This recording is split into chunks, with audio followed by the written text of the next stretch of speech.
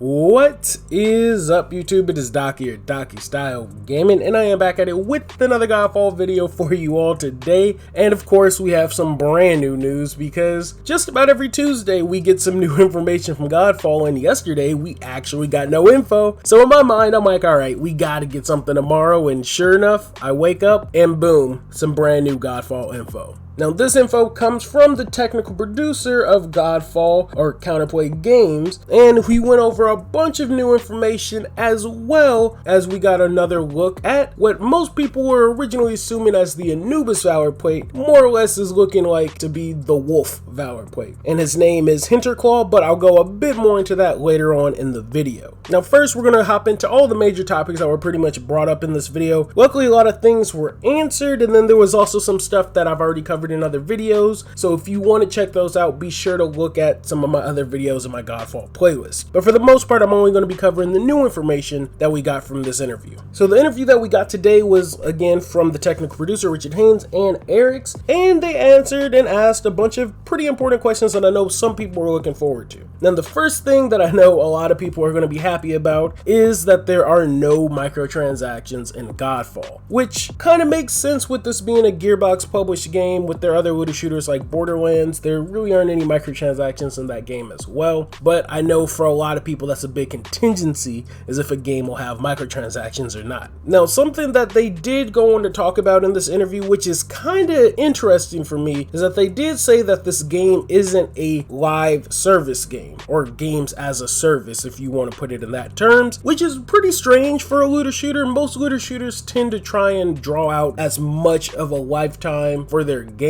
So the fact that they're saying it's not a live service or games as a service is interesting. It might be something, you know, just because I know a lot of people, when you say that in the public eye, they instantly like frown upon that. But it's interesting that technically they're not considering it a games as a service or live service game. Now, they did say there's going to be a lot of stuff for you to do after you complete the main campaign. So they said there's going to be different places and realms you can revisit and explore different areas. They also did go on to say that there's going to be plenty of content after the campaign or the credits roll, and some of the things that we know about are the Towers of Trials and the new hunt missions that, again, I've covered in other videos. So if you want to find out about those in-game activities, go check out some of my other GodFall videos. Now, talking a bit about the loot, they did say that of course there will be random loot from just farming the game, but there will also be specific loot drops from bosses or specific story beats in the game. But pretty much they wanted to keep everything kind of unsuspected, so you never really know what you're going to get, like I said, unless it's from one of those specific story beats where you're kind of guaranteed that loot or guaranteed that drop in particular. But they want to make every epic, which they did confirm as apparently one of the rarity types, to feel, you know, special when it drops for you when you're playing with some of your other teammates. Now, another drop that they talked about were resource drops. They said that these drops would let you upgrade your valor plates and your weapon. Now, I'll get into upgrading a little later in this video because there is something I kind of want to talk about right there. Now, they also talked about the loot in terms of quality over quantity, but again, I covered that in my last video. Now, one interesting thing they did go into was upgrading your specific weapons. Now, they did say that you'll actually be able to keep and upgrade a starter weapon to essentially an in-game level weapon. So if it's a weapon you really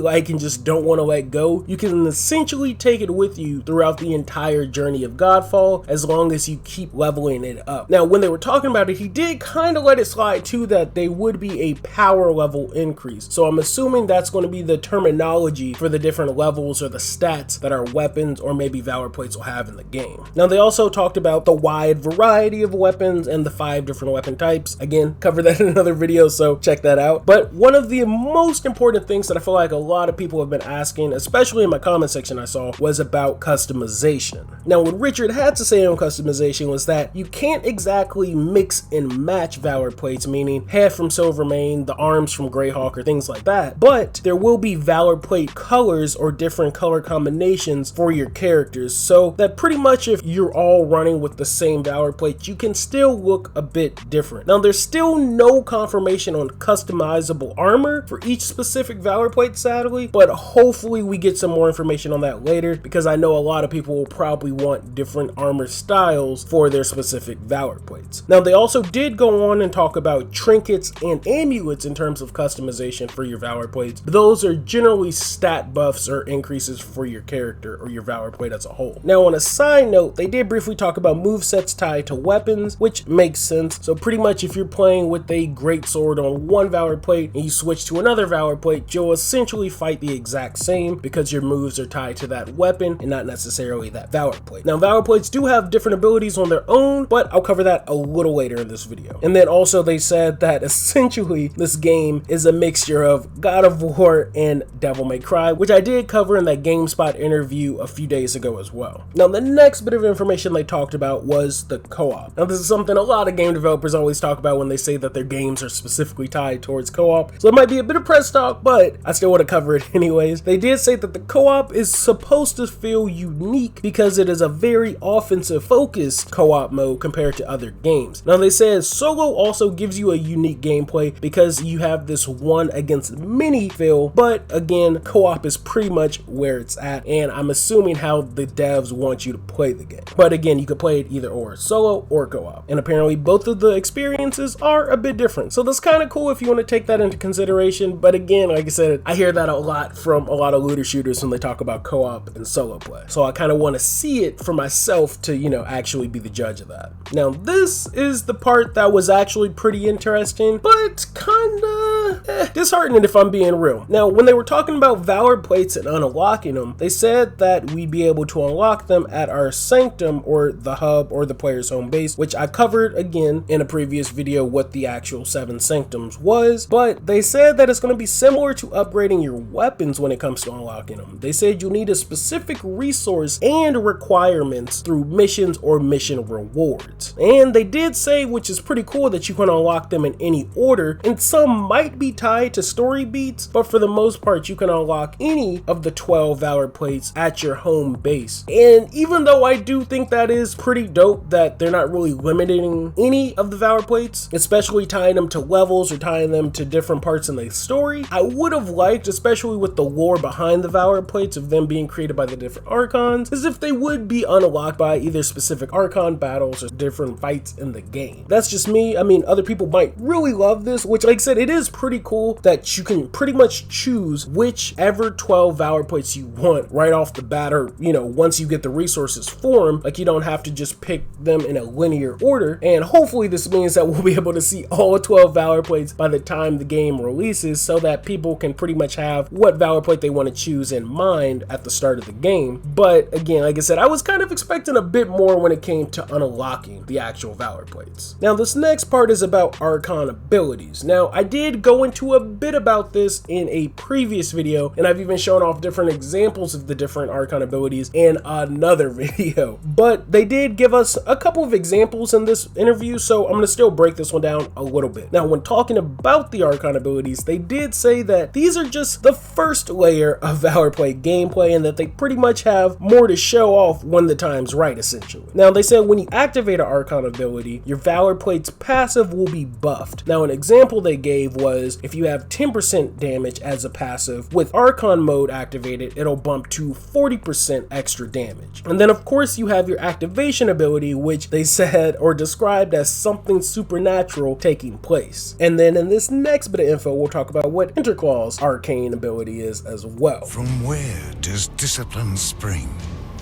The steel resolve to endure? That hunger for perfection. Power taken is power deserved. Ascend to worthiness with Hinterclaw.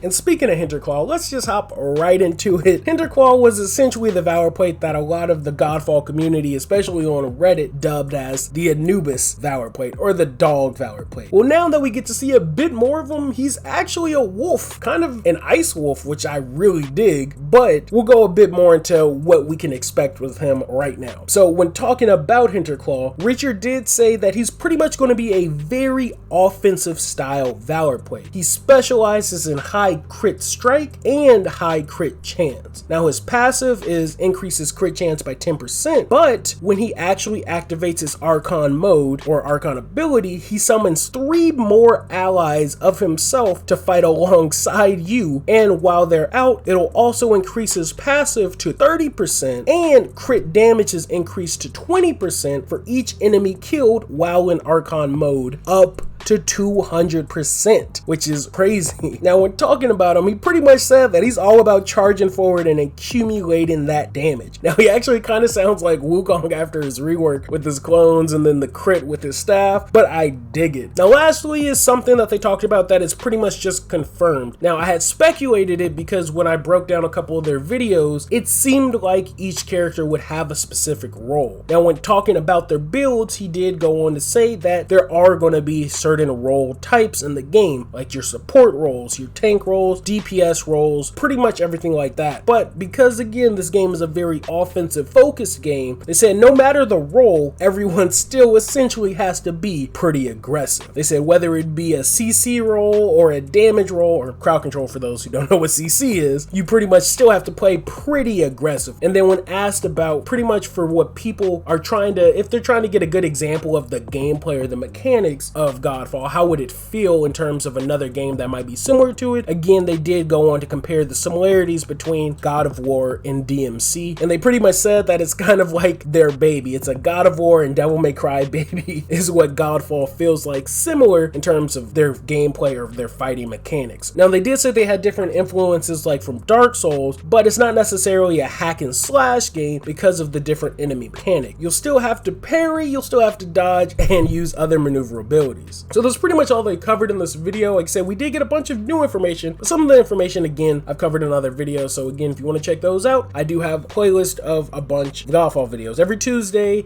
Wednesday. Apparently now they drop new GodFall info, so typically when that drops, I'm always uploading. So definitely stay tuned to the channel for those 2 days because there'll most likely be new GodFall info. So that's really all I got for this video. Let me know in the comment section what you think about the new Valorplate that we saw, Hinterclaw, and how you feel about unlocking the Valorplate. Like I said, I'm kind of okay with us being able to unlock any 12 in any order that we want to, but part of me was hoping that they were tied to missions, especially talking about how rare and legendary these Valorplates are and how they were created by the Archons. The Archon Abilities, they just really hyped them up, and I think I was expecting maybe a little more than I should have, but again, let me know in the comment section how you personally feel about that. So that's really all I got for this video, guys. Thank you all for watching. Like always, links to all my social media accounts are in the video description. I will catch you all in the next one. Thanks for the love. Thanks for the subs. Peace.